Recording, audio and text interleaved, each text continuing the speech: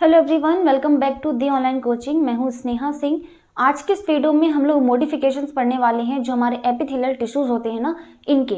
तो epithelial tissues के हम लोगों ने टाइप देख ली, यानी इनके प्रकार देख ली कि इन्हें कितने प्रकार इसके होते हैं, कितने भागों में से बांटा जाता है और फर्दर इसको डिवाइड किया जाता है अलग अलग पार्ट्स में। ठीक है, तो हम लोगों ने अभी हम लोगों का एपिथेलियल टिश्यू चल रहा है। ठीक है, उसके टाइप्स तो हमने देख लिए। अब मॉडिफिकेशंस देखना है कि कॉलमनार और जो कोवर्डल एपिथेलियल टिश्यूज होते हैं ना, ये मॉडिफाइड हो जाते हैं कुछ कंडीशंस में। ठीक है, कुछ काम करने लगते हैं, कुछ अन्य कार्यों को ये करने लगते हैं जिसकी वजह से इनको रूपांतरित होना पड़ता है। ठीक है, तो अब पहले हम लोग देख लेते हैं किसके बारे में, कॉलमनार टिश्यू का जो मॉडिफिकेशन है उसके बारे में। फिर हम लोग जो कोवर्डल एपिथेलियल टिश्यू होते हैं ना, उनका मॉडिफिकेशन देख लेंगे। वैसे रूपांतरण होता क्या है, देखो पहली चीज तो रूपांतरण यानी कि मॉडिफिकेशन क्या होता है। मॉडिफिकेशन यानी कि रूपांतरण। ठीक है, मॉडिफिकेशन या फिर रूपांतरण या फिर रूपांतरित हो जाना यानी मॉडिफाइड हो जाना, कुछ ऐसी कंडीशंस। ठीक है, तो ये कुछ ऐसी कंडीशंस होती हैं, ठीक, किसी कार्य को करने के लिए इन्हें अपनी संरचना में बदलाव करना पड़ता है, इन्हें अपने कार्य में बदलाव करना पड़ता है। तो इसीलिए हम बोलते हैं कि कोई सेल जो है वो मॉडिफाइड हो गई है, यानी कि वो अपना कार्य करने के अलावा कुछ और कार्य करने लगती है, तो इसको हम बोलते हैं कि वो मॉडिफाइड हो गई है यानी रूपांतरित हो गई है। ठीक है, रूपांतरण यानी कि बदलाव, परिवर्तन होना। ठीक है, तो परिवर्तनशील होना, तो यही हमारा मॉडिफिकेशन यानी रूपांतरण कहलाता है। ठीक है, तो इसी को हम बोलते हैं मॉडिफिकेशन या फिर रूपांतरण, यानी कि रूपांतरित हो जाना, किसी पर्टिकुलर काम को करने के लिए, किसी कार्य को करने के लिए अपनी संरचना में परिवर्तन लाना। ठीक है, अपने कार्य में परिवर्तन लाना, तो इसी को हम क्या बोलेंगे, मॉडिफिकेशन यानी रूपांतरण बोलेंगे। तो अभी हम लोग पहले पढ़ लेते हैं जो हम लोगों ने 3 टाइप्स पढ़ लिए हैं और 3 ही टाइप हैं, 2 बाकी के जो होते हैं ना वो मॉडिफिकेशंस होते हैं। तो पहले हम लोग पढ़ लेते हैं किसके बारे में, मॉडिफिकेशन ऑफ कॉलमनार सेल। ठीक है, कॉलमनार सेल या फिर टिश्यू बोल दूं उसको, तो कॉलमनार टिश्यू। ठीक है, मॉडिफिकेशन ऑफ कॉलमनार टिश्यू यानी कि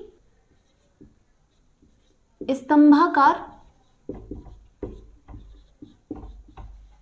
ऊतक का रूपांतरण।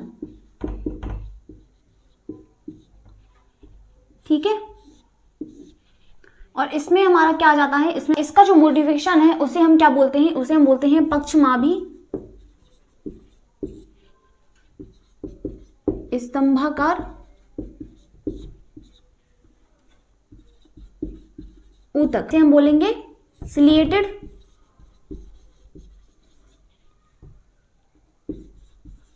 Columnar tissue. ठीक है, सिलिएटेड कॉलमनार टिश्यू। अब ये सिलिएटेड कॉलमनार टिश्यू क्या है, सिलिएटेड या फिर सीलिया किसको बोलते हैं, पहली चीज तो सीलिया कैसे बोलते हैं, व्हाट इज सीलिया। सीलिया जो है एक रोम जैसी संरचना होती है जो कि हमारे बॉडी के इंटरनल पार्ट्स में जो खाली जगह होती है ना, ये हमारे पाए जाते हैं हॉलो जो पार्ट्स होते हैं ना उनमें। हॉलो पार्ट्स यानी कि जो खाली या फिर खोखले भाग होते हैं ना, उनमें हमारी सीलिया पाई जाती है। और सीलिया का काम क्या होता है, किसी भी पार्टिकल को एक ऑर्गन से दूसरे ऑर्गन यानी एक अंग से दूसरे अंग तक पहुंचाना, या फिर उसको बाहर करना, उसको आउट ऑफ बॉडी करना। ठीक है, तो सीलिया यहाँ पर प्रेजेंट होते हैं, तो ये हमारे जो कॉलमनार टिश्यूज होते हैं ना, ये मॉडिफाइड हो जाते हैं और सीलिया का निर्माण करते हैं। कैसे करते हैं, यहाँ पर देखो संरचना इसकी। तो इस तरह के सेल जो हैं, हमने क्या देखा था, कॉलमनार जो टिश्यूज होते हैं ना, इनके जो सेल्स हैं वो लंबे होते हैं, स्तंभाकार। ठीक है, इनके लंबे लंबे पिलर जैसी स्ट्रक्चर होती है इनकी। ठीक है, लंबे लंबे टिश्यूज होते हैं। तो यहाँ पर अब होता क्या है कि जो हमारे टिश्यूज होते हैं, लंबे लंबे टिश्यूज तो होते ही हैं। ठीक है, लंबे लंबे टिश्यूज होते हैं। अब इनके ऊपर क्या होती है, सीलिया प्रेजेंट होती है ऐसी ऐसी। ठीक है, ऐसे प्रेजेंट होते हैं सीलिया। ये क्या होते हैं, इन्हीं को हम बोलते हैं सीलिया या फिर रोम, आप बोल सकते हो उसको, रोम। ठीक है, और ये हमारे क्या है, टिश्यूज हैं। ठीक है, ये हमारे कॉलमनार टिश्यूज के सेल हैं। तो और ये उनका केंद्रक है। ठीक है, और ये है क्या, वैसे स्तंभाकार ऊतक। ठीक है, तो ये सीलिया यानी कि रोम प्रेजेंट होते हैं, इनकी जो टिश्यूज होते हैं ना, ये हमारे होलो पार्ट्स में यानी कि खाले खोखले भाग जो होते हैं ना, उनमें उपस्थित होती है। ठीक है, तो इसके कुछ पॉइंट्स लिख लो, जैसे कि ये जो हमारे रोम होते हैं या फिर जो सीलिया प्रेजेंट होती है ना, ये हमारे होलो ऑर्गन्स। ठीक है, होलो ऑर्गन्स में होती है, होलो ऑर्गन्स यानी कि जो खोखले अंग होते हैं ना। अब खोखले अंग क्या होते हैं, जैसे कि जो नली होती हैं, ठीक है, जो ट्यूब्स होती हैं। ठीक है, कोई भी नलिकाकार भाग है ना, तो वो खोखला है ना। जैसे कि मेरी श्वसन नली हो गई, तो ट्रैकिया में ये हमारे रोम प्रेजेंट होते हैं। ओके, तो हॉलो ऑर्गन्स यानी खोखले अंगों में प्रेजेंट होती है ये हमारी, ठीक है। इसके अलावा ये हमारे इनर पार्ट्स में होते हैं, ये हमारे इनर सरफेस पे होते हैं, ठीक है, आंतरिक पृष्ठ पर होते हैं, यानी कि ये यहाँ पर बाहर वाली की सतह पर नहीं होते, ठीक है। यहाँ पर रोम की बात तो हो रही है, लेकिन हमारी जो बॉडी के ये वाले रोम है ना, ये नहीं है सिया, और जो हमारे ये रोम होते हैं ना, जो हमारी बाहर की त्वचा के रोम होते हैं, इनमें बहुत अंतर है, ठीक है। तो ये इनर सरफेस यानी कि हमारे आंतरिक सतह पर होते हैं, ठीक है, सतह पर होते हैं, आंतरिक सतह पर होते हैं, यानी कि। और हॉलो ऑर्गन्स का मतलब है कि जो खाली जैसे नली होती है, जैसे कोई भी नलिकाकार भाग है, जैसे कि हमारा ट्रैकिया है, श्वसन नली है, तो इस श्वसन नली में, ट्रैकिया में ये जो फ्री स्पेस होते हैं ना, ये जो एक ये वाला भाग, ये वाली एक दीवार और एक ये वाली दीवार, तो इनके अंदर की तरफ इस तरह से जो सीलिया होता है ना, प्रेजेंट होता है, इस तरह से रोम जो है उपस्थित होते हैं। तो ये खाली है, ठीक है, ये खाली जगह थी। नली कैसे होती है? खाली होती है, फिर उसमें से कोई पदार्थ या फिर कोई भी जो पार्टिकल है वो मूव करता है। तो यहाँ पर जो हॉलो पार्ट्स होते हैं, जो हॉलो ऑर्गन्स होते हैं बॉडी के, वहां पर सीलिया प्रेजेंट होती है, और सीलिया का काम यह है कि जो भी पार्टिकल या फिर जो भी कण होते हैं, जो भी पदार्थ होता है, जो भी कण होते हैं ना, कोई पदार्थ होगा तो इसको एक भाग से दूसरे भाग तक पहुंचाना, ठीक है। कोई भी जो पार्टिकल है वो मूव करेगा जब इस हॉलो पार्ट से, ठीक है, हॉलो ऑर्गन से, तो उसे वो जल्दी पहुंचा सकते हैं, ठीक है। तो वो उसे मूव कर सकते हैं कि अगर वो मान लीजिए नॉन मोटाइल है, नॉन मोटाइल का मतलब होता है कि वो अचल है, ठीक है, वो मूव नहीं कर पाएंगे, तो ये सीले क्या करेंगे, उसको धकेलेंगे, ठीक है, धकेल देंगे। तो अब यहाँ पर ये प्रेजेंट कहाँ पर होते हैं, ठीक है, ये कहाँ पर पाए जाते हैं, तो ये हमारी श्वसन नली में, श्वसन नली यानी कि ट्रैकिया में, ठीक है, और अंडाणु वाहिकाओं में, अंडाणु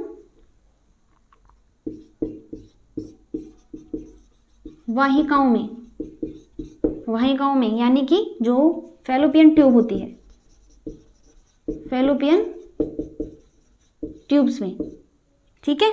तो ये हमारी श्वसन नली यानी ट्रैकिया में और फैलोपियन ट्यूब्स में प्रेजेंट होते हैं सीलिया, ठीक है। अब यहाँ पर ट्रैकिया जो है, वहां पर क्या होगा, जैसे ये ट्रैकिया है तो यहाँ पर कोई भी डक्ट पार्टिकल होगा, मान लीजिए, ठीक है, डक्ट पार्टिकल होगा। अब ये जो सीलिया होते हैं ना, वो निरंतर क्या होंगे, लहराते रहते हैं, ठीक है, मूव करते रहते हैं, लहराते रहते हैं, ताकि कोई पार्टिकल होगा ना तो वो लहराते रहेंगे, तो उसको मूव कर सकेंगे आसानी से। अगर सीलिया मतलब कुछ कर नहीं रहे, कुछ भी रिएक्शन नहीं दे रहे वो, ठीक है, कोई भी क्रिया नहीं कर रहे, अगर वो शांत खड़े हुए हैं, ठीक है, तो कुछ काम ही नहीं है फिर उनका, है ना। तो पार्टिकल को मूव करने के लिए जरूरी है कि जो सीलिया है वो मूव करे, ठीक है, लहराता रहे, तो लहराते रहते हैं सीलिया, ठीक है, और ये पार्टिकल को क्या है, मूव करते रहते हैं। अब कोई भी पार्टिकल है जो कि बॉडी के लिए हार्म है, ठीक है, उसका नुकसान है, ठीक है, वो फायदे का नहीं है, तो ये सीलिया क्या करेंगे, श्वसन नली में अगर कोई भी पार्टिकल आ जाता है तो ये सीलिया क्या करेंगे, उसको धकेलेंगे बाहर की ओर, और स्नीजिंग यानी कि छींक या फिर खांसी की जगह जो म्यूकस होता है, ठीक है, जो श्लेष्मा होता है, उसके द्वारा जो पार्टिकल है, उस कस के साथ मिलकर के जो पार्टिकल है वो हमारे बाहर हो जाता है, बॉडी से बाहर हो जाता है, ठीक है। तो ये काम होता है हमारी किसका, जो सीलिया होती है, जो रोम होते हैं ना, वो ये काम करते हैं, ठीक है। तो जो भी पार्टिकल होगा, जो भी डर्ट पार्टिकल होगा, ठीक है, जो भी डर्ट पार्टिकल होगा, ठीक है, जो भी डर्ट पार्टिकल होगा ना, तो उसको बॉडी से बाहर निकालना पड़ेगा, क्योंकि वो हमारी बॉडी के लिए नुकसानदायक है। तो ये सीलिया क्या करेंगे, उसको म्यूकस के साथ मिला करके उसको बॉडी से बाहर कर देंगे, ठीक है, शरीर से बाहर निकाल देंगे उसको, ठीक है, जिसको हम स्नीजिंग या फिर छींक को हम समझ सकते हैं, ठीक है। तो वहां पर यही प्रोसेस होता है। अब इसके अलावा कि अब हम लोग सेकंड वाला, जैसे फैलोपियन ट्यूब की यहाँ पर बात आई है, अंडाणु वाहिकाओं में। अब अंडाणु वाहिकाओं यानी कि जो फैलोपियन ट्यूब होती है ना, ये होती क्या है, फैलोपियन ट्यूब जो है, जब हम लोग रिप्रोडक्टिव ऑर्गन्स पढ़ेंगे, ठीक है, 9th में नहीं है टॉपिक, 10th में है, तो थोड़ा बहुत समझ लो। जो हमारे फीमेल रिप्रोडक्टिव ऑर्गन्स होते हैं, तो फीमेल रिप्रोडक्टिव ऑर्गन में क्या होता है, देखो इसको रफ कर दो यहाँ। जो हमारा फीमेल रिप्रोडक्टिव ऑर्गन है ना, वो कुछ इस तरह से स्ट्रक्चर होती है उसकी,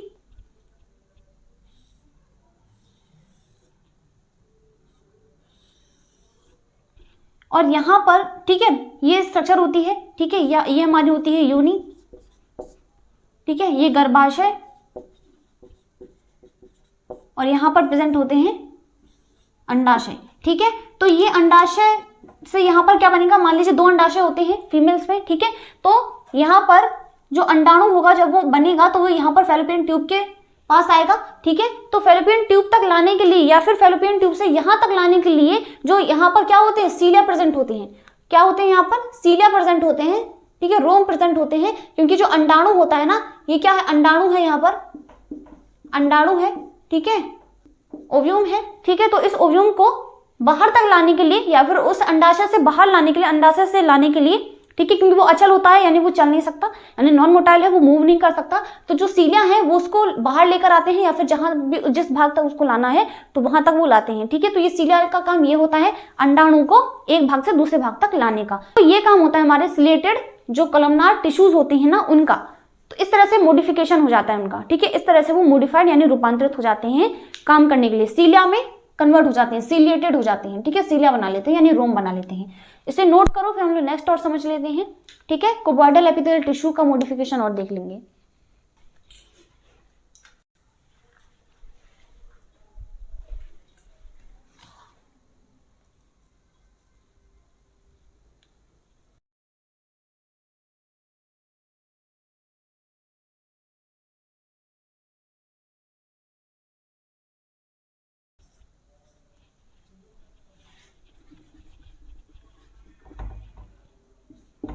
कुबॉइडल, ठीक है, कुबॉइडल टिश्यू, इसका जो मॉडिफिकेशन है ना, इसे हम लोग बोलते हैं ग्रंथिल,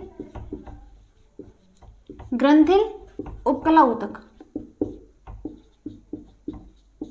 ठीक है, यानी कि इंग्लिश में से बोलते हैं ग्लैंडुलर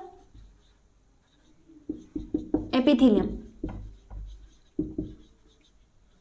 ग्लैंडुलर एपिथेलियम में क्या होता है, ग्लैंड्स बन जाती हैं, ग्लैंड्स बन जाएंगे या फिर जो सेल्स है ना वो मॉडिफाइड होकर के क्या कर लेंगे, वो किसी ना किसी पदार्थ का संश्लेषण कर लेंगे। यानी कि यहाँ पर दो तरह से संश्लेषण होता है या फिर दो तरह से ये मॉडिफाइड हो जाते हैं। कैसे, पहला तो हम यूनिसेलुलर की अगर बात करें, ठीक है, अगर हम सेल की बात करें सिर्फ, और अगर हम मल्टी सेलुलर की बात करें कि काफी सारी सेल्स मिलकर के काम करेंगी, तो यूनिसेलुलर में क्या होगा कि एक सेल क्या होगी, मॉडिफाइड हो जाएगी और वो क्या कर लेगी, म्यूकस का निर्माण कर लेगी। एक सेल, सिर्फ सिंगल सेल जो है वो मॉडिफाइड होकर के क्या कर लेगी, म्यूकस का निर्माण कर लेगी। और यहाँ पर मल्टी सेलुलर की अगर हम बात करें तो काफी सारी सेल्स मिलकर के किसी ग्लैंड का निर्माण कर लेंगी, ठीक है, कोई भी ग्रंथि बना लेंगी।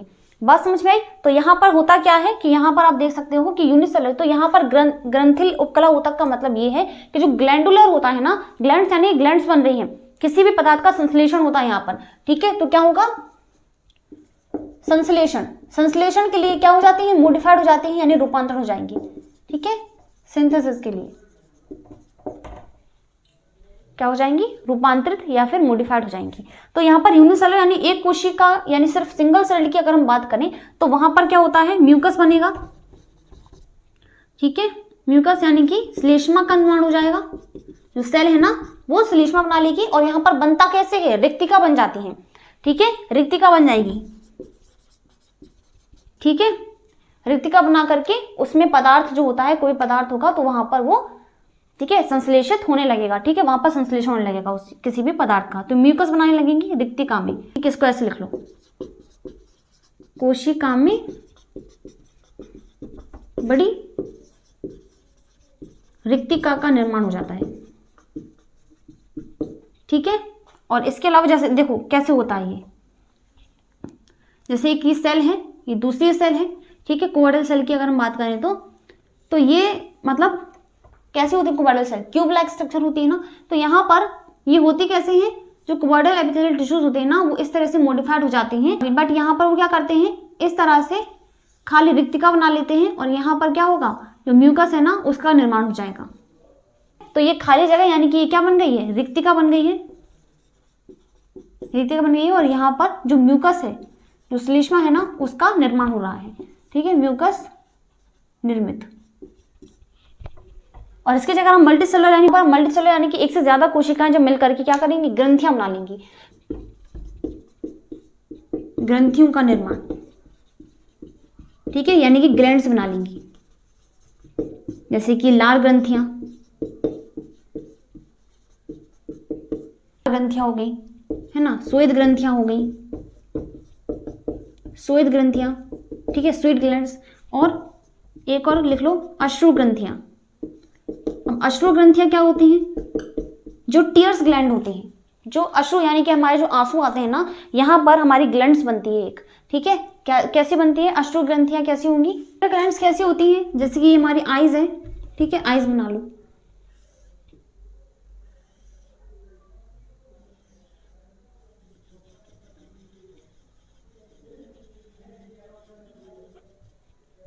ये हमारी आईज है,